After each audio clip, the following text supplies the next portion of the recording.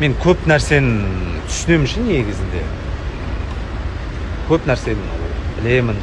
Бірақ ана нәрсені түсінбеймін. Если человек захочет, он найдет время деген. Но реально уақыт болмай жатса, сен жұмыстасың, жұмыстан жібермей там завал болып жатыр, там темалар кетіп жатыр, машинаң сынып қалды, эстодасың, машинаң шашылып жатыр, енді бүкіл нәрсені я хочу деп тастап кетіп қалмайсың ғой, дұрыс па? Конечно, қалайсың, барғың келеді, кездескің келеді, бірақ енді по ситуации, по обстоятельству келмей жатса, значит ты не хочешь деген вывод жасай салуға болмайды ғой, дұрыс па? Болмайды әрине. Сондықтан қатындар бар ғой. Мужчина, если захочет, он все сделает деген ше. Хотим, но не получается. Уақыт жетпей жатыр кейде, жұмыс істеу керек, тірлік бала шаға деген сияқты. Мынау еще бір бәле шығып, оған нервіміз. Қайырлы күн, қалдарыңыз қалай? Түрімді көрсетпей келі, сторисқа шықпағалы, біраз уақыт болған екен. Үйде отырып, бір шықпасаң, шыққым келмей қалады екен.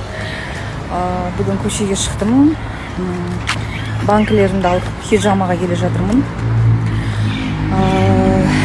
Погода күшті, күн жоқ, ыстық емес, сап-салқын, әдемі болып тұр. Вот, осындай жағдай. Түрімді бір көрсетіп қояйын деп шығып жатырмын. Бет-аузым ісіп кеткен. Мен келдім. Хижама массаж алуға. Сәлем достар, біз Шымкенттеміз, Машат па? Кершетас ауылында. Келін Диананы көргілеріңіз келе ма? Ой. 5 туғандар, оказывается, дома. Ошо, аман-есен жеттім. Жаным.